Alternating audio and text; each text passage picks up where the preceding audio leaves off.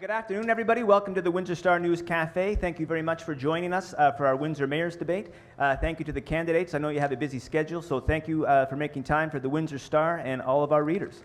That's right. Each candidate will start with a 90-second opening statement. Then we'll ask a dozen questions, alternating which candidate starts first. The first speaker will get 90 seconds. The other two candidates will each get a minute. Then the first speaker gets a 30-second rebuttal. Following each question, each candidate will get 90 seconds for closing statements. Okay, now before the candidates got here, we sort of drew their names, those little placards that Dylan made with inspiration from Mike Graston. And as it turns out, John Millson got the seat on the left. He'll go first, followed by Drew, followed by Larry Horwitz. I just want to give a shout out to two University of Windsor students, Andrew Rorai and Lauren Hedges, who are helping us with their production today. Thank you, guys. Journalism is a great career, followed closely by politics. Gentlemen, let's have a great debate. And Mr. Millson, over to, I should say one thing. We have a timer here. He will show the cards when you have 30 seconds, and then you have 10 seconds left. That's the big red clock. Mr. Millson, over to you. 90 seconds, opening statement. Well, thank you very much. Thank you, Windsor Star Cafe, for this great opportunity. You know, it's just a perfect chance for everybody at home or around the world to have a front row seat in the democracy in the city of Windsor. A lot of people have asked me, why did you want to run for mayor again? I'll tell you, being the mayor of the city of Windsor was just the best job in my entire life, and I loved it. Now, we still have a lot of problems here in the city of Windsor. Unemployment is still way too high. Our roads and our sewers are among the worst in the province. Homeowners have to battle City Hall just to get their own information out. Many of us were able to share Thanksgiving with our families, but we must not forget that there are a lot less fortunate. Poverty in Windsor is among the worst of any major city in Canada. There are 4,000 kids in Windsor that are never going to get out of poverty. This was just reported to us last week in a national study. I have a bold plan that will move this Windsor forward. I will fight for new jobs, build the infrastructure we need, protect our neighbors, take action on an economic strategy, and I will get an auditor general to come in. We need openness and transparency at City Hall. Thank you. Drew. Well, thanks very much, Don, and appreciate the Windsor Star News Cafe for hosting this very important debate. Friends, on October 27th, we will have a clear choice to make. We can choose to go back to the way things used to be. In those days, it was 13.1% property tax increases, increasing debt, bank loans to fund operations, 12.5% unemployment, and little investment in our infrastructure. That's my competitor's record, and they won't tell you about that record. We can unravel everything that we've achieved in the last 11 years, and that's including 6 years of a property tax freeze, lower debt, increased reserves, record investment in capital works, fixing our roads and sewers that we inherited in poor shape in the 1980s and 1990s. We have a clear choice to continue building on success, to continue holding the line on taxes, to continue freezing our utility rates, to fix our roads and sewers, and improve our quality of life. My competitor refers to some of the things we've done as bells and whistles, but new libraries for the first time in decades, new fire halls that protect an additional 50,000 people in the community, a new aquatic center for families so they don't have to leave the city on weekends, new park upgrades, new bike paths. These are essential. These are essential elements to building a better quality of life. On October 27th, you will have a clear choice, and I believe we are on the right track. We have moved this city forward. They're on the right track. So on October 27th, I would appreciate your vote, and your support in the election for mayor. Thank you very much. Thank you, Drew. Over to you, Larry. Hello, my name is Larry Horwitz, and I want to be your mayor. I'm a local businessman, entrepreneur, community activist, husband, and father of 5. I represented and served my community as chairman of the Downtown BIA and have worked with 615 businesses, council, administration, and all levels of government, bringing post-secondary institutions and positive change to downtown Windsor. I believe that bold, innovative policies, programs, and initiatives will ensure that Windsor is a better place to live, work, and raise a family. On election day, the people of Windsor will have a clear choice. Mr. Dilkens voted to fire the Auditor General, and even after 8 years on council, he still does not understand the function of the Auditor General. Mr. Dilkens has no infrastructure plan other than re-announcing already budgeted amounts, and has not proven he can create sufficient jobs, and will not reduce your utility costs, taxes, and surcharges. Mr. Millson's job plan has no detail, and when he was mayor 20 years ago, unemployment and taxes were extremely high. As your mayor, I will create jobs with my detailed plan. I will increase and accelerate funding for roads and sewers. I will bring back the office of the Auditor General. I will cut your utility bills. Thank you. Thank you, Larry. From the tech crew, could you guys please move your microphones just a touch closer, sort of like Mr. Millson has. You're good, John. Good, thanks. Thank you for noting that. You're winning already. Okay. Okay, now on to the fun stuff, guys. Dylan and I are going to alternate to asking questions here. So again, like we said, our first question to Mr. Millson, 90 seconds. You're the mayor, and I'm a business owner looking for a new location to set up a high-tech plant that will employ 60 people to start. Windsor's on the short list with a handful of other jurisdictions. Give me your pitch to locate in Windsor. Windsor's the best place in the entire world. We have an infrastructure, border crossings. We have access to the entire world right here from Windsor. Air, road, rail, and boat. We can do everything. Plus, we have high-skilled individuals. We have St. Clair College and the University of Windsor, which are two of the largest and best educational facilities in all of Canada and all of North America. We have students, I was meeting yesterday with students from China that are here right now, are going to stay here because they just love the city of Windsor. What you're asking is something I do all the time. That's what I do. I create jobs. I lived in Alberta 2 weeks and back in Windsor 2 weeks. I did that commute for 2 years, bringing employment back here to the city of Windsor, bringing jobs to this community.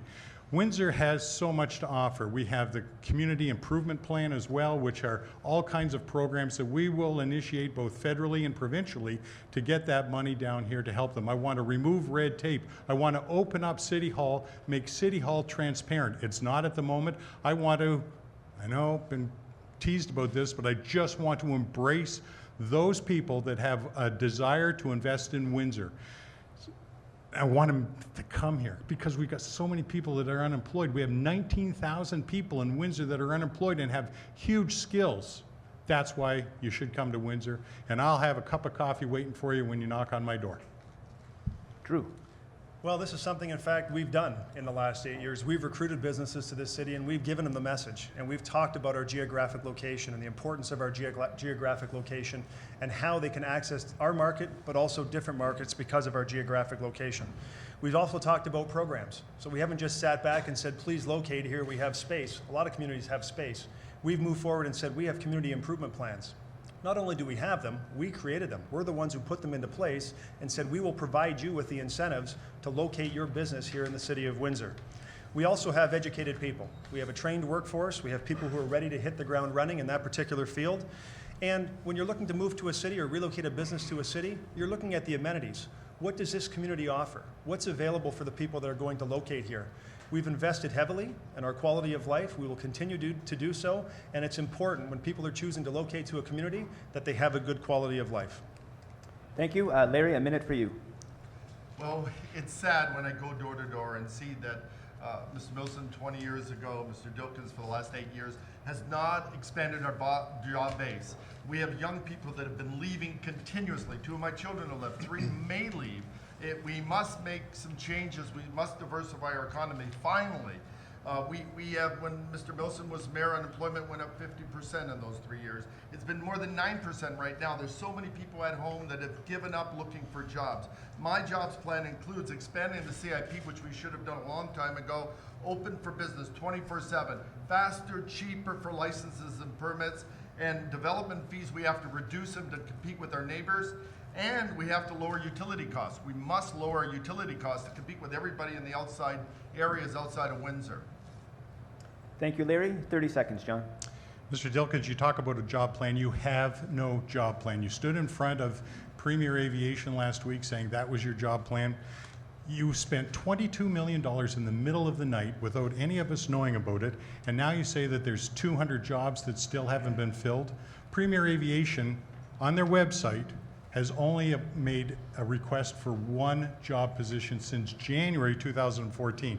I don't believe the jobs are really there, Mr. Dilkens. I don't see the proof. I want you to prove that there are 200 jobs on their way. Okay, we're on to question 2. All right. Dilkens, youth are the future, and our future is fleeing for Calgary and bigger cities like Toronto, Vancouver, and Montreal, where they can not only find work, but vibrant, livable cities. What would you do to make Windsor more attractive and more fun for the young and hip? Well, quite frankly, before I get to that, let me just go back. I mean, when Mr. Millson was the mayor, he's quoted in the paper as saying 7,200 jobs were lost under his term as mayor. And if you want to know the jobs that are outstanding at Premier Aviation, all you have to do is call up the president, Ronnie, and talk to him about it. I've been there. I've been through the plan. I've had the conversation. I know exactly what the situation is. In terms of youth in this community, I think it's all about balance. And in this particular community, we have we have 2 great educational institutions with St. Clair College and the University of Windsor. And we've got a great quality of life. And that's a quality of life that we've started to improve over the last 8 years since I've been a city councillor, under the leadership of Eddie Francis and this council. You look at the Aquatic Center, you look at the arena. Those are projects that were outstanding, from 23 years ago. We got it done. We helped move this community forward, and I think youth are looking for something to do. They're looking for a reason to stay. It's also about arts and culture, and we have been dedicated and committed to arts and culture in this community to make sure that we're providing a good quality of life. So I will continue to make sure that we have the jobs here. That's critical at the end of the day. We have the proven jobs plan to make sure we have jobs in this community, so once they're trained through St. Clair College or the University of Windsor, that youth have a reason to stay here, to stay close to their family. My 10-year-old, my 13-year-old, I want them to stay as well. And by having a proven jobs plan, staying here in the community keeps them close to the family so they can enjoy the quality of life amenities. Thank you. Mr. Horwitz? Well, the first thing is jobs. We need a good jobs plan. We need someone that understands business, has been in business for all his life and created many, many jobs. We need to create jobs, keep these young people here, high quality jobs. We need to do things like keep the neighborhood strong. We've ignored that. We've done high ticket projects instead. We need to keep all the parks open. We need to keep AD Knox open. We need to create cycle paths. We need to improve our public transit so people can get to their jobs. Right now they're having trouble getting to their jobs, and seniors going shopping on the weekends is difficult. There's a lot of issues. We need walkable green spaces. We need cycling paths. There's a lot of things that are all in my platform. We've been working on this platform for a long time, and it's a great platform. Please go to my website and look at that platform. Thank you. Mr. Millson? Thank you very much. I read that report from last week, and again, it was devastating. And I am the most optimistic guy in the whole world, and I'm going to turn this community around. But when we took a look at that report last week, it put the city of Windsor at dead last of places where young people wanted to come, people wanted to come. It was dead last, and I kept thinking, why? We have to change that. I can change that. I've proven that I can do that. Windsor is one of the most beautiful places in all of North America. And as has already been said, we have job opportunities. We just have to have an open, transparent government. We have everything that it takes to bring people here to the city of Windsor, especially with all of the amenities that we have here, and we just have to turn it around. I've proven that I can turn it around in the past, and I'll do that again. Thank you. And Dilkens, 30 seconds. Well, let's just be honest here and factual. When the unemployment rate today is 8.7%. When Mr. Millson was mayor, it was 12.5%. In fact, the Windsor Star is quoted as saying, if we were to add up all the thousands of jobs that Mayor Millson has promised over the past 6 months, without rock-solid commitments, it would be possible to start a small city. So I asked him, what jobs has he created? Where are these jobs he's talking about creating? Was that question We've put for our me? money where our mouth is. We've put our money where our mouth is. We've made the investments. We've helped diversify the economy. And as mayor, I would continue to do the same thing. Thank you. Okay, thank you. We're on to question 3, and Larry, we're going to start with you. Shifting gears a little bit here. U.S. President Abraham Lincoln once said, "Give me 6 hours to chop down a tree, and I'll spend the first 4 sharpening the axe." How did you prepare for today's debate?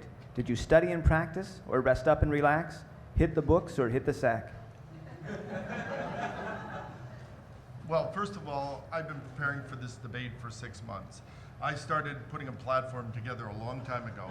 I announced when I had the Hydro Forum that we were going to look at utilities and lower utility rates. I announced about the Auditor General months ago before my colleagues took it on.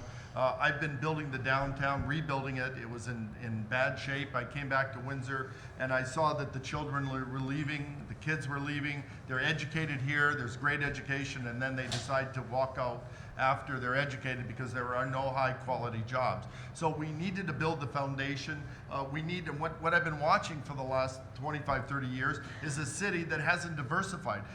My colleagues next to me had plenty of chances to diversify our economy. They didn't do it.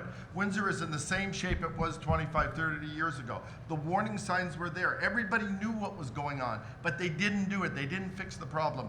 We need to go back to basics. We need to fix the infrastructure. We need to fix the roads and sewers. We need to fix the neighborhoods. And then we need to create the opportunities, and my job plan will do that, to create jobs, bring young people back. My 3 kids need to stay in Windsor. 2 are gone, 3 need to stay. Educate them and keep them here. Give them high-paying jobs. Thank you. Mr. Millson, 1 minute. I was born and raised in the city of Windsor. I've been preparing for this debate since I was born. I mean, city of Windsor, we all love it, right? There's just so much that's not been told. That's been my major concern. That's why I got back into politics again. What I've done is created jobs over the years. And I know that we'll be able to create more jobs going forward. There's 19,000 people that are unemployed here today. You know, when I spent last weekend with family, with friends, with neighbors, with businesses, with coworkers, all understanding what the issues are, they're all wanting, they need to get that spirit back in the city of Windsor again. That's what I can do. And once again, it's all working together as a team. If we're all pulling together in the same direction, that's what we need to do in Windsor. And that's what I hear all weekend long. Let's get going, let's pull together, let's make Windsor the best place again that it should be. Thank you, John. Drew. Well, quite frankly, the last 8 years has been the preparation for me for this particular debate. And having the knowledge, having the facts, and having been intimately involved in the decisions that have moved this city forward, I think prepared me for this debate. Now, we can talk about teamwork, and I know Mr. Millson just talked specifically about teamwork. We've been practicing it for the last 8 years. And you don't get to the end of the Herb Gray Parkway situation that we had without teamwork. You don't get through the situation we dealt with in 2009 without teamwork. You don't get through a Great Recession without teamwork. You don't build an aquatic center and add to our quality of life without teamwork. You don't complete the arena that wasn't completed for 23 years without teamwork. And everything else that we've done, it takes a team approach to get it done. So in my particular case, it's been 8 years of on-the-job training. I've been here, I've got my hands dirty in terms of getting involved with the projects, and I will continue to do that at Mayor. I mean, that's you know, job one is jobs, and quality of life is equally important. Thank you. Larry, 30 seconds. I decided to get in the race because people want something done. They want a change, a real change, a fresh change. They want an auditor general. They want their neighborhoods taken care of. They want to fix their sewers and their parks. They want to keep them. They don't want to close 32. And they want to cut their utility bills because they know they're losing jobs and businesses aren't coming to Windsor because of that. So we need to do things that'll make this city better. I'm willing to put my life on hold in terms of my businesses and spend 24/7 fighting for this community and making those changes to make this the greatest place on earth. Thank you. Just as an FYI, Dylan and I prepared by panicking and drinking copious amounts of coffee. And over to you, Dylan. All right, question number 4, back to you, John. After weeks of campaigning, what position or policy have you changed as a result of voter feedback? If you haven't changed your stripes, what have you done to reach out to groups and demographics you don't expect to get votes from? The common denominator that comes through loud and clear from everybody is we need an open, transparent city hall. That's what I do. That's what I am. I engage people. I ask them for their help. How can I help you? And that's what the major portion of our campaign has been. Creating jobs, open transparency, infrastructure. One of the big things that I found that I didn't really realize was as bad as it is the basements, the flooding. I mean, the flooding that's going on in our communities right now, when you have a home that's only 10 years old that is flooding, every rainfall, that's just not right. And the plans that the city has put into place are just temporary Band-Aid solutions, and at those they're spending $5 million. There is a fundamental problem, an engineering problem that has to be looked at. When I take a look at the people that are coming to me and helping, and the thousands that are working with us to get me elected, is just phenomenal. And all they really want is a wonderful place to work and to live. 19,000 people that are unemployed, that is not sustainable, and I will make that change. Thank you. Drew?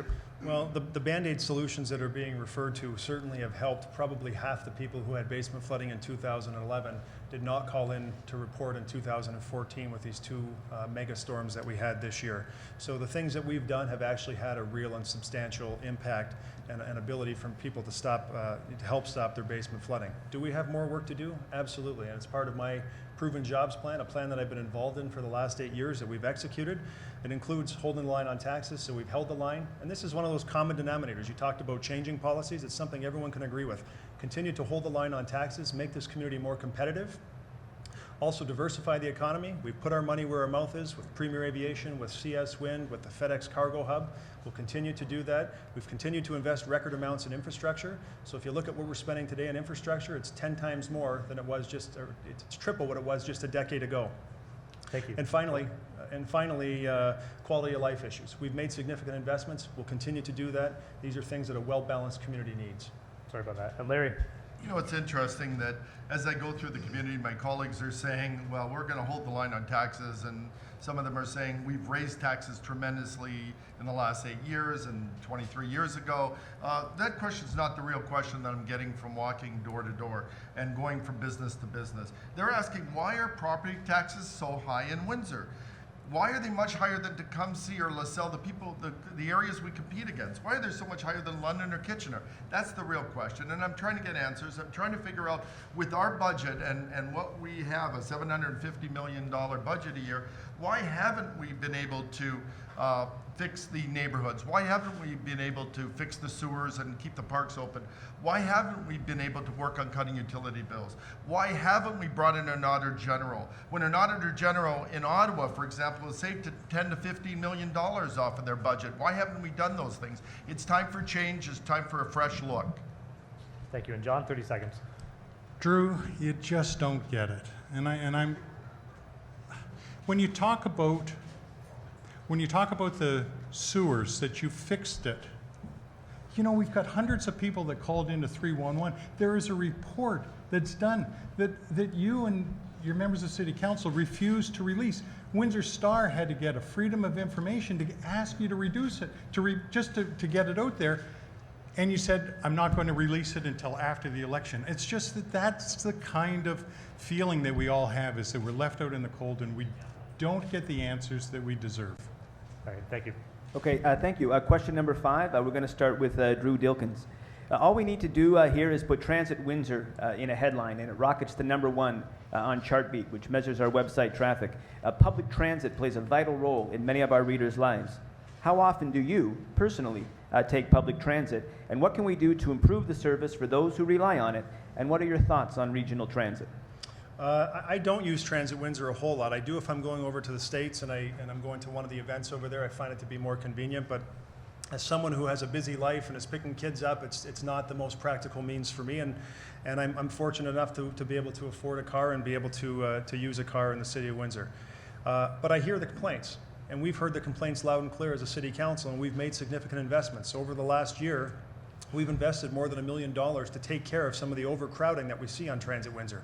So the Crosstown 2, the 1C, we know that those buses at frequent times are passing by people who are waiting for a bus because capacity was so high on the bus. By adding $1.2 million, we're able to increase the bus service, the frequency, and what that does is it allows us to provide better service to those residents who are waiting. But the most interesting part of your question to me is the discussion about regional transit. And it's kind of a shame that we can get someone to the Palace of Auburn Hills for a concert, but we can't get someone to a job in Essex. And the City of Windsor, we are more than willing, we are excited about the opportunity of regional transit and would like to sit down with the County of Essex to have a serious discussion on how we can increase our service, improve our service, to provide county-wide service. And at the end of the day, we can share the overall overhead that exists from running a transit service. It's not cheap, it's an expensive service to run, but we continue to find efficiencies. We've increased service, we've put our money where our mouth is, and we'll continue to have the conversation and do so. Thank you. Larry, a minute. I'm glad Drew's excited. They've had 8 years to be excited. I'm glad Mr. Millson's excited. 23 years ago, he had a chance to fix this stuff. Look, public transit creates jobs. Public transport's quality of life. You know, when I go door to door, I hit about 15,000 homes, close to 100 businesses. And at those businesses and homes, they tell me that kids can't get to work. Kids can't get to school. We have very limited schedule. Seniors on the weekend, they can't even go get their groceries. It's ridiculous. It's upsetting to me. And when I talk to these people at their door, I feel really bad for them. We need to improve public transit. We need to look at the routes and fix them to make it create jobs for our community, to get young people to school, to get young people to their jobs. We need to make it a better city, and that'll green it, and that'll make it much better. Regional transit, I had personal conversations with Warden Bain, plus others from Tecumseh and leaders from those areas. They've been trying to work with the city for regional transit for a long time. No one will talk to them. They talked about a pilot project, which I'm all for, along Riverside Drive. Okay, I think, sorry, he gave you the 10 seconds, is that correct? Yeah, I'm sorry, that was your minute. Mr. Millson. You know, if you're in Toronto, no one asks you if you have a car when you go to apply for a job. In the city of Windsor, that's the first question they ask. Do you have transportation? And if you don't, the chances of getting that job are pretty limited. We have to improve it. Now, I said, let's do a pilot project last week at one of these interviews where I said, you got an iPhone, you know, I lose my iPhone and I go on and I can check it. Why don't I take an iPhone and put a little duct tape on it and stick it in a bus? And then everybody can now see where that 1C is, see how close it is. You'll be able to follow it right on a map. You know, $600 to try a small program.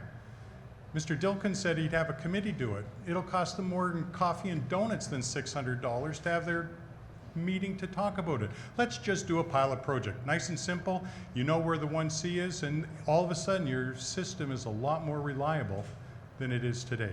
Answer the question. Have you ever ridden a bus? I have indeed, sir. Okay, well, just to be fair, that was from the crowd. I did ask when was the last time you guys took public transit, so let's just boom, boom, boom, let's get this out of the way. John. Hasn't been this year, but it was last year. Drew. In the spring. Thank you. Larry. To a hockey game last year. Thank you. Okay, and then Drew, wrap it up with your 30 seconds. Well, what I hear from Mr. Horwitz is really someone who's willing to say anything to get elected. There have been numerous conversations with the county, and you have to understand that when you have a discussion about regional transit and an item that's this expensive, you have to have a willing partner. The city is absolutely a willing partner. I am a willing partner and a strong believer in regional transit and in whole sorts of regional cooperation. And when it comes to transit, we've also made significant investments looking at the future of our transit fleet, electrifying the fleet with ProTerra. Thank you. Okay, thank you. Starting with Larry. What do you think about panhandling in the downtown core? And what is your plan to make the core a destination for tourists and families and not a destination best avoided? That's kind of not fair because this is something I've been working on for 20 years. I came back to Windsor because I saw that Windsor was falling apart in terms of the downtown and jobs. And I said 20 years ago, I came back from Manhattan. I said, I've got to be in Windsor. The heart and soul of a city is downtown. If you rebuild a city and you turn it from Sin City to a prosperous retail development area to an area that people want to go to, take heart in your downtown, you'll have a great city. Downtown, I led the BIA for 6 out of 10 years as the chairman of the downtown, re-elected over and over again. And the number one priority, which is the number one priority for Windsor, is jobs, diversification, and making things better in your downtown and in your community. Our number one priority was retail recruitment, and I'm happy to say that we cut retail space. We now filled retail space It was 30% vacancy, now it's at 11%. We did our job. We started with the basics like we have to do in Windsor. We started with downtown being a neighborhood and thinking of it as a neighborhood, fixing the streets, doing streetscape, and then attracting businesses. We have to do that throughout our city with a jobs plan, with a plan that attracts young people back to Windsor, that creates jobs and green spaces, and that makes this city one of the greatest cities in the world. It can be done. We have to take heart in our city. Just like we have to believe in our downtown, we have to believe in our neighborhoods once again. Thank you. John, you have a minute. I recently met with a representative from the University of Windsor. Marion told me of a wonderful program that is already available right now and already in place, where they have taken individuals that were on the street, basically hired them, provided them with funding, and they go around to some of the other panhandlers, although I don't like to call them that. Just they're wonderful individuals that are needed to be found. And the University of Windsor has a program where one will go and talk to the other, find out what in life they would really like, and let's get training for them. Let's get them back into the workforce. Also was part of a founding meeting that took place back a month and a half ago, or no, just this last month, with 140 social agencies, service agencies in the city of Windsor that take a look at the mental illness and the difficulties with dealing with a lot of these individuals in the city of Windsor. And there's programs out there that I will ensure continue to grow, to be a part of our community, and make sure everybody is assisted and helped in whatever way they require. Thank you. Drew? We have invested more than $100 million in the downtown, and I think of the Art Gallery of Windsor purchase of the building, Capitol Theater and finding a home for the symphony, University of Windsor investment into the armories and the old Windsor Star building, the Windsor International Aquatic and Training Center, the new transit terminal, streetscaping Olette, streetscaping Polisher, the Festival Plaza, and the list goes on. And what was very interesting for me, because I'm the one who brought up the panhandling issue recently, is that the majority of people who are panhandling are not homeless. But the behavior that I saw, as someone who works down in Polisher, the behavior that I saw by at least 2 individuals made me concerned, because I'm still hearing from people that they don't feel it's safe to come downtown. Notwithstanding the fact that we've made huge investments, they still have an issue with safety downtown. And the behavior that I saw was enough for me to stand up and say, we need to look at what other communities are doing. There are at least 10 communities in Canada who are looking at bylaws or have implemented bylaws with respect to panhandling to put reasonable restrictions on that type of behavior. So I want to encourage their entrepreneurial spirit by giving them a job. They're not homeless people for the most part, and I think that the jobs plan will help move that agenda forward. Thank you. And Larry, 30 seconds. Drew, you can't write off a group of people because they're poor, because they can't afford their utilities. I mean, who knows? Maybe your parents or someone from your family could have been in that situation. You can't find panhandlers $1,000 and think they're going to pay. You have to do innovative programs like they've done in other cities across the world, like care meters that council completely ignored when it came to council, and they weren't innovative at all. They just want to find people and eliminate them from the city. So you have to be creative. You have to help all classes of people in our city. There's rich people and poor people and middle class people, and everybody All right, deserves thank you very a much. chance. Thank you. Okay, we're going to move on. This question is going to be for John Millson to start. It was submitted to us by Doug Schmidt, who loves the environment almost as much as he loves covering politicians. So his question revolves around Ojibwe Shores. It's the last naturalized section of the Detroit River waterfront within city boundaries. It's been identified as an important biological link from the river to Windsor's most significant natural habitat, the Ojibwe complex. Some people have suggested that Ojibwe Shores become a protected urban park to greet visitors as they cross the bridge into Windsor. What are your thoughts on protecting Ojibwe Shores? Do you know that Mr. Schmidt drove an ice transport truck across the ice roads way up? He's been to Afghanistan too. I know, it's fabulous. He's a wonderful gentleman. I live on the border of the Ojibwe Center. Yesterday, we were feeding, Gail's here in the audience, we were feeding her and 2 young fawns on our front lawn yesterday. We had turkeys as well gobbling around the side yard. I live on that area. When I was the mayor of Windsor, I was fortunate enough to discuss with Mr. Tom Joy, and he donated, I think it was 65 acres, and you'll still see the sign there on number 18 highway as you go by. I have been committed to the Ojibwe Parkway lands, or the Ojibwe lands, My friends actually run the Ojibwe Center. And in fact, Russ Jones, who was recently on radio, he set up a rattlesnake habitat in our backyard.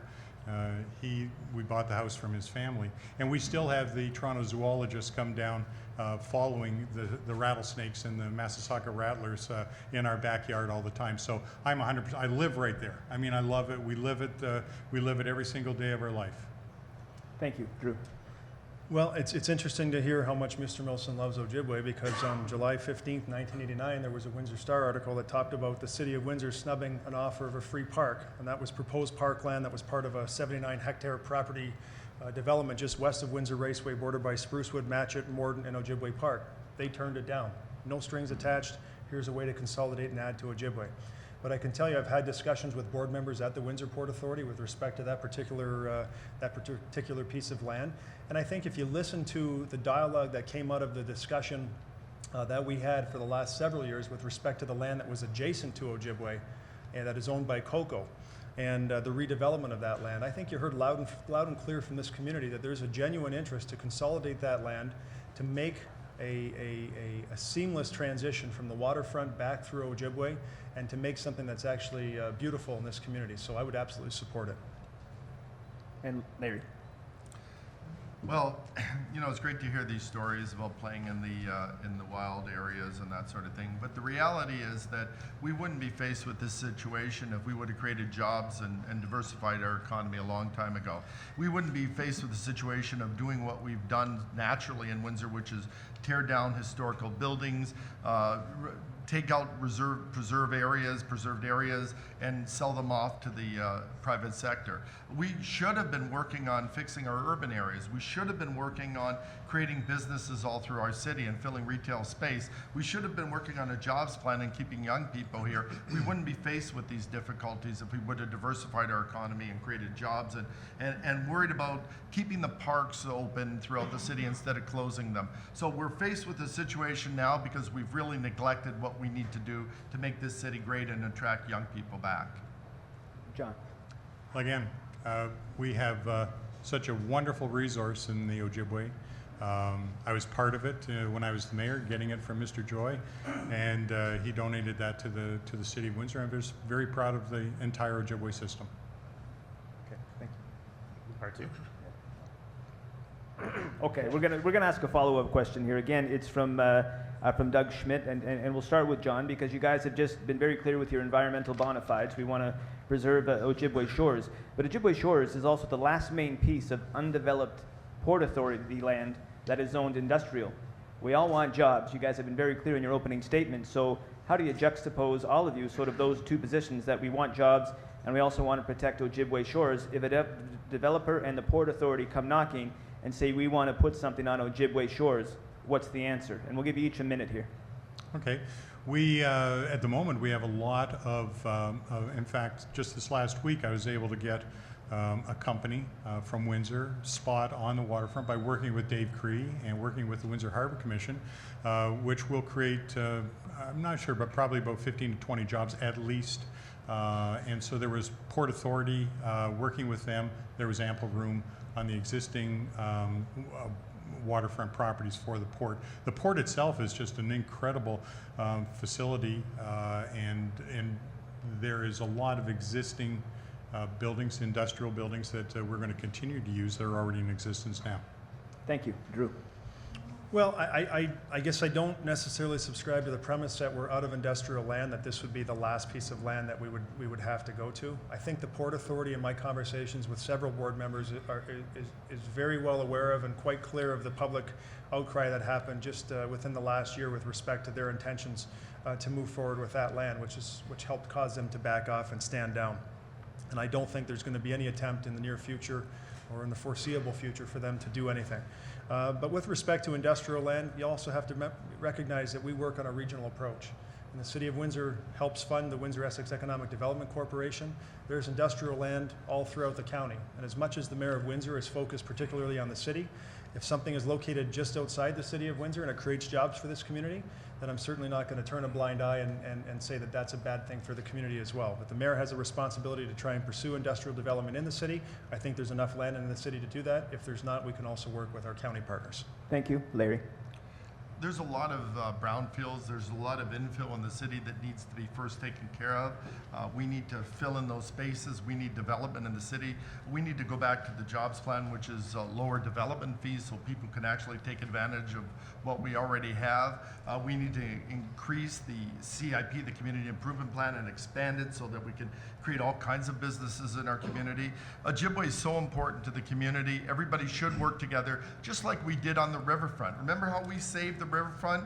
Remember how our civic leaders before all got together and made sure that the waterfront was saved in our city and brought forward and kept for our children and our grandchildren? We need to do the same with Ojibwe Park. We need to save and preserve that area and make it and preserve it for our children and grandchildren. Okay, thank you. Now, Drew, this question's for you. Other than hiring an auditor general, how specifically would you improve transparency at City Hall? And Drew, please confirm your stance on the hiring of an auditor general. The other two candidates have been clear on what they want.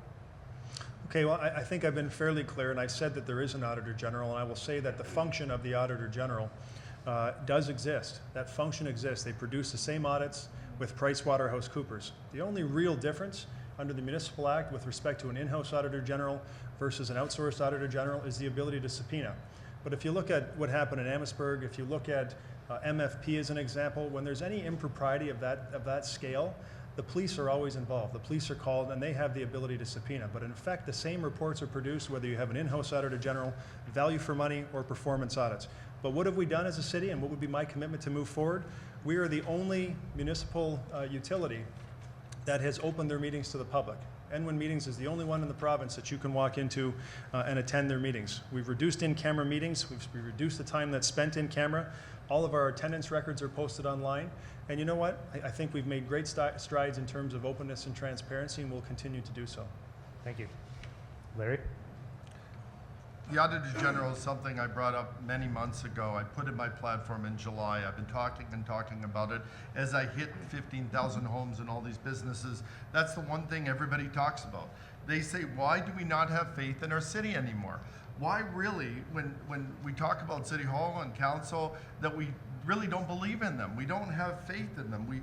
We don't believe that the City Hall in Windsor is transparent. We believe a lot of money is being wasted. We believe that NWIN and utilities are spending a lot more on things that they shouldn't be, and efficiencies are not checked. We have to bring back the office of the Auditor General. Drew Dilkens was the one, plus the rest of council, who fired the Auditor General, so they understand what an Auditor General does.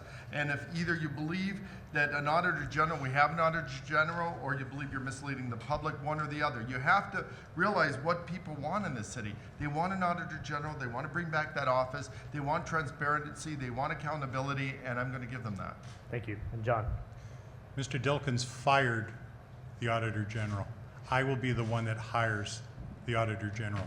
Transparency, openness, that's been my plank right from the very beginning. That's what I stand on. That's just my DNA. That's the way I am. When we take a look at NWIN, we take a look at the minutes, and yes, Mr. Dilkens is now reporting out the minutes only because of the outcry from the community. If you take a look at those minutes, you'll find that most of the meetings are actually less than an hour, and I understand that they get $450 for that meeting. And then you'll also notice that just minutes later, they'll initiate their next meeting and charge another $450 for that. $900 for an hour's worth of work doesn't sound right to me. That's why I have said there's no double dipping. No double dipping for John Millson. I will not be taking anything from any of the boards that I'm on. Straight salary, whatever the mayor's job pays, that's what I'm going to take, which I believe is about half of what the present day mayor is receiving today. Thank you. And Drew, 30 seconds. Well, just to be clear, Drew Dilkens did not fire the Auditor General. We work as a city council, as a team. And City Council, after hearing the report from administration and having a fulsome understanding of the situation, made a decision to terminate Mr. Langlois' employment. And I would expect that based on what was received by City Council at that time, that the gentleman on either side of me would have made the same exact decision. But that's up to them. what's interesting to me is Mr. Millson talks about, wanting to have an auditor general that, even when he was the president of the Raceway, he refused to read audited All right, statements. thank you. Okay, maybe we can have a scrum after, and we can continue that conversation. We're going to go on to question 9 now, and we're turning to Windsor Fire, and we're going to start with you, Larry. Okay? Windsor firefighters say the city's ill-conceived, rash, and hurried firefighting plan, which was passed unanimously by City Council, puts the public at risk. Do you agree with the firefighters that response times are substandard and the public is at risk, or are you more concerned with the fact that it costs more to run sort of Windsor fire departments than many others across Ontario? I lived in New York City, where the fire department is one of the highest regarded companies, service organizations in the city. Everybody loves their firemen in New York City. In Windsor, I come to a city that it's back and forth between administration and the fire department. And I'm going, what is going on here? Why is there so much back and forth? Why doesn't anybody like each other in Windsor? And I see that it's a political game. I'm not sure, because I'm not part of the discussions of whether we needed to do what we did. And I'm going to go along with administration and council because they're democratically elected, and that's a decision they made. But the one thing we go back to is this cooperation, this likability, this feeling of nobody likes anybody in this city. The fire department is a very important department in our city, and I look at Kitchener and I look at Mayor Zare and how he made it so that people get along.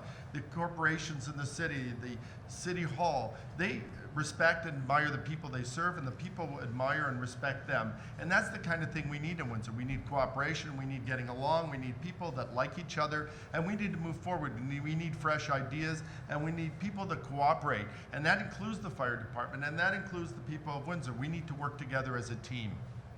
Thank you, Larry. John? Firefighters are an incredible part of our community. I take a look at the fire hall number 2, and I take a look at, once again, that whole process of why we had to rush to ram a fire hall over onto Chandler Road. That fire hall has my name on it, not that that's important, but that meant that it's 23 years old. How many fire halls do we know? How many buildings do we know that are found to be obsolete within 23 years? And then why would we put it into a neighborhood that clearly didn't want it, but more importantly, we're never notified? It goes right back to that whole openness and transparency again.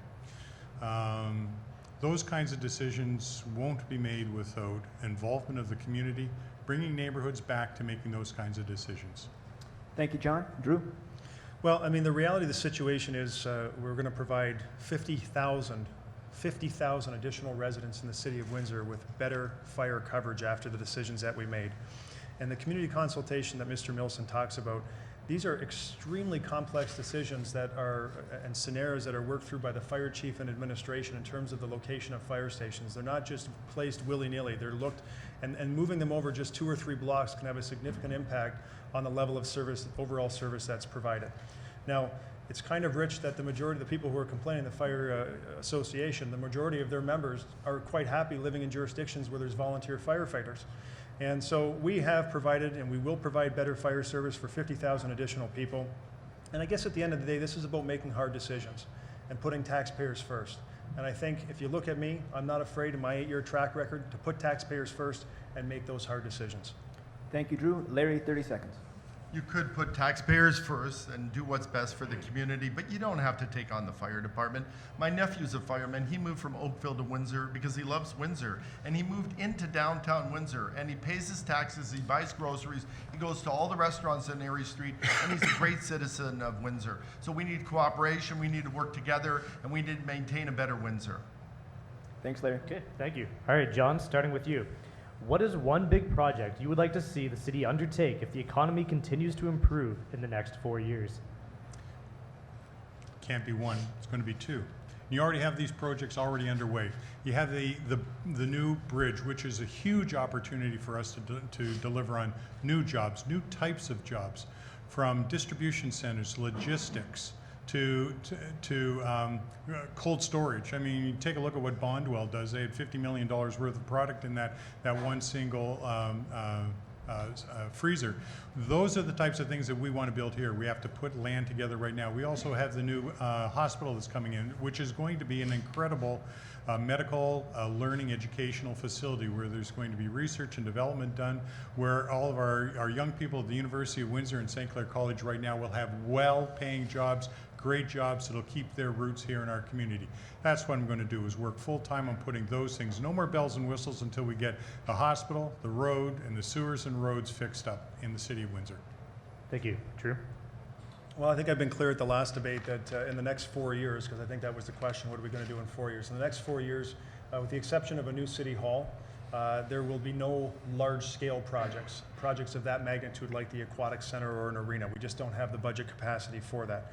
But I've been quite clear in my plan, my detailed improvement jobs plan that talks about infrastructure, roads and sewers, and my commitment to dedicate $268 million to a dedicated roads and sewers investment fund. And although that's not a large project in and of itself, these are a series of small projects that will have a big difference on the community, that will make a big difference for the community to help address the neglect that we were left from the 1980s with respect to sewers. He was in basement squeegeeing it. He never fixed the problem, never fixed the sewer system. We need to fix that. We need to move forward, and this $268 million will help us get there. Thank you. And Larry? Big projects. The city needs big projects. You know what they need? They need jobs. I will devote 24/7 to creating jobs and diversifying this economy. They had a chance to do it. My colleagues, never happened. Our diversification never happened. We still have all the young people leaving because they can't find quality jobs. The sewers, roads, never happened. They did the big projects. That's not what the people want that I talk with on an everyday basis, going door to door, talking to businesses. They wanted their sewers and the roads fixed. They wanted us to bring transparency to City Hall. They wanted a better city. Those are the big projects. The hospital's going to happen. We have to guide it and make sure it stays in Windsor and make sure it's a teaching hospital. The double stack tunnel is going to happen. We have to make sure jobs are created from it, and the bridge as well. Those things are going to happen, but we have to guide them. We have to create jobs. We have to create transparency. We have to lower utility rates, and we need to make Windsor a better place for young people to be. Thank you so much. And John, 30 seconds. My opponent just recently saddled us with another $8 million for a parking garage to replace 65 parking spaces. Now, he'll say there's 300 and some odd parking spaces that the garage was going to hold, and that's true, but that's for a high school that has not even been passed, not even been looked at, and yet he saddled this next council with that kind of dollars. And by the way, Mr. Dilkens, I went back to that wonderful lady married last week. She's 93 years old, sat in her living room with her, and she's not had any water since we fixed her street. Thank you, gentlemen. Okay, we're moving on to question 11 here, and we're going to start with Drew Dilkens. Drew, what would you do to make this area a more attractive and welcoming destination for seniors, a key demographic with significant disposable income? Well, before I get to that question, let me just go back and wrap up the parking garage issue. There is, in this new parking garage, it's not 65 spaces. There are 300 spaces that will be created, and contrary to what Mr. Millson said that it was going to cost $8 million, it's actually only $7.2 million. And he forgets about the 1,000 students that are being brought downtown, the $10 million investment that the city's making to bring 2 faculties from the University of Windsor downtown. With respect to seniors, I think seniors are a very important demographic for the city, and we've put our money where our mouth is, and I'll commit to continue doing that as mayor.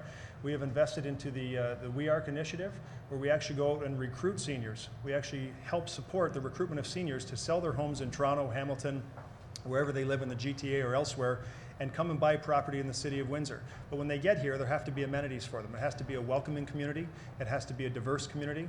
And they're not looking for jobs necessarily, but they're looking for the aquatic center. They're looking for pools. They're looking for bike paths. They're looking for those quality of life initiatives that we've invested in as a city council, that I will continue to invest in as mayor. Thank you. Larry?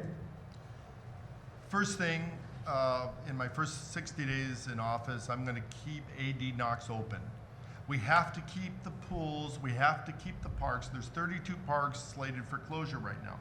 I'm gonna keep these parks, I'm gonna green them, I'm gonna put trees in them, I'm gonna make it much more green in this city and much more attractive for people.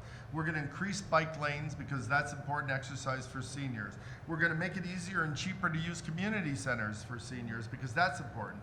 We're gonna fix the public transportation in the city because they need to get around, they need to get their groceries, they need to visit their families. There's so much that I have put in my platform to help seniors. Arts and culture, we need to increase arts and culture funding in the city. We've really cut back on it. There are so many things that seniors need. We need to cut their utility rates. A lot of them, that's like a second mortgage for them. So we need to do things to create jobs, cut utility rates, and green the city for seniors. Thank you, Larry. John? I'm going to give them peace of mind. Peace of mind so that when I can fix that water in their basement problem, I'm going to give them peace of mind so that they've downsized from a home into a smaller home that gets the grass cut and the snow plowed and everything, and that when they go away for a weekend that they won't have to worry about all their treasures flooding in their basement, being ruined. That's why I'm going to give them this peace of mind. The City of Windsor, they already are attracted here because of the weather, because of the parks, because of the waterfront, the beautiful waterfront. What I'm going to give them is peace of mind. Thank you. Drew, wrap it up. 30 seconds. Well, I think it's also important to mention that we've held the line on taxes for the last 6 years, and the commitment is to continue doing that moving forward, specifically for 2015. So if you're looking at people who are on a fixed income, there's something that they want, and that's certainty in terms of their bills. We've held the line on the portion of NWIN's bill that we control at the City of Windsor, that 21% portion.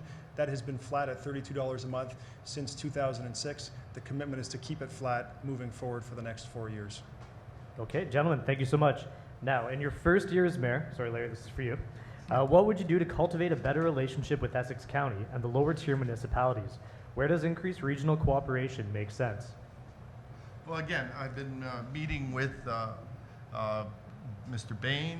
I've been meeting with heads of the communities around us, Tecumseh, LaSalle, Essex, different areas, and I've been talking to them about cooperation and having a better relationship with them.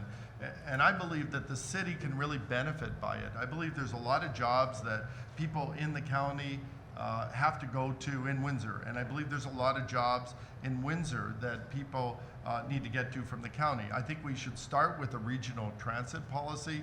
I believe we talked about different pilot projects, and one Mr. Bain thought was brilliant was bringing a bus down Riverside Drive and hitting from one side of the county to the other, each community individually. He felt that that would increase the arts and culture usage in the communities. He felt, and I do as well, that it would increase the jobs in the community, and that's something that we really need to work on. So there's a lot of things we can do to cooperate with our county. At the same time, cost-benefit analysis. I'm a businessman. We have to do what's best for the city, and we have to make sure that the cost of it is not more than our part of the program. Thank you. And John? Collaboration is what I do in my life. That's what I've always done. United Way is a great example of how the city and the county can be working together, just as they do as the same model of teaming, everybody pulling in the same direction. Back when I was the mayor, we had quarterly meetings with City County Council. We dealt with extremely big issues. I was fortunate enough to be the only one that did an actual border adjustment with two neighboring communities when I was the mayor to assemble the Twin Oaks industrial park. That industrial park today is still thriving and doing wonderful, and that was part of working together with our neighboring communities. Regional transportation is a big thing, as has already been mentioned. There are so many issues that we deal with right now in the county. It's extremely important that we continue to work together through a very collaborative effort, and that's what I will do as mayor.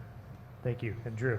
I agree. I think collaboration is key, and there's no real differentiator here, I think, between the three of us. It takes a solid working relationship. It takes years of trust building, because there is a deep-rooted suspicion that goes back decades between the city and the county, from past amalgamations back in '66 and even before that. So I think having consistent leadership and building that relationship is very important, and building on the success that we've already had. So we cooperate, we share and provide water services to some municipalities municipalities in the county. We share with Lou Romano, the expensive water treatment plant. We share capacity with LaSalle there, the Windsor Essex Economic Development Corporation, Tourism Windsor Essex, the Essex Windsor Solid Waste Authority, IRCA. These are all organizations that we collaborate, and we start building trust one person at a time. So collaboration is the key. I think regional transit is something that's doable, and I think the conversation just has to be, brought forward each year. Thank you so much. And Larry, 30 seconds. Let's be honest, there is not much of a relationship between the city and the county. They don't like each other. I want to bring us back together. I want regional cooperation. I want to talk. I want to sit down with them, the leaders of all the areas in the county. We'll sit down, we'll figure out how to create jobs together, how to make this area amazing, how to bring people from other areas into Windsor. We now started the process. We have to continue the process, and we have to work together as a team. Okay, thank you. So guys, that's 12 questions, but while we were talking, there's a customer in here who isn't on Twitter, and they went to the owners here, the Green Bean Cafe, and said, could you please ask a question on my behalf? So I said no curveballs. It's a bit of a slider. It's a question you've answered before. We'll start with John. We'll give you a minute, and it's for the customer in here who took the initiative. And get on Twitter, and you can talk to us directly. But where do you stand on the outsourcing of city jobs? We'll start with John, and then Drew, and then Larry, a minute each. I'm not in favor of outsourcing jobs. I'm not convinced that the City of Windsor saved the money that was reported to us. Once again, Auditor General would be able to define that and actually let us see all of the information. That information is not public. I know for a fact that there are still many employees that are still on city payroll. So I really am not convinced that there is a savings. Certainly something that we would take a look at, but I'm not in favor of contracting out. Thank you. Drew? Well, I think you have to always have the taxpayer's best interest in mind. And when it comes to holding the line on taxes, which is a commitment we've made for the last 6 years, and will continue to make moving forward, you must not close your mind to all the options that exist. Outsourcing is one of those options. It's one of the efficiency sides on the expense side to see if you can reduce the cost of doing business. We did it on the garbage side, it saved $900,000 a year. We got out of the daycare business because our costs of providing daycare were 3 times what it costs the private sector to provide that service. We looked at parking enforcement, and because our service was more expensive, we outsourced that service to the commissionaires who provide the same service to the taxpayers of the City of Windsor at a lower cost. So I think it's really dangerous if you say, no, I'm closed-minded, I can't accept and I can't consider anything, because I don't think you'll be able to accomplish your goals unless you look at all of the options that are on the table. Unfortunately, outsourcing is one of those options that you must always consider. Thank you. Larry? I think I don't say no to anything, but I do say yes to high-quality jobs. You know, we've been watching these jobs leave our city. We've been not watching young people leave our city. We've been fighting amongst each other. We have very little cooperation, and we don't spend the time trying to create the jobs that we need for our society to move forward. Outsourcing would be my last option. I think we could maintain good financial balance in our community without our outsourcing. I believe that we have a budget of about $750 million.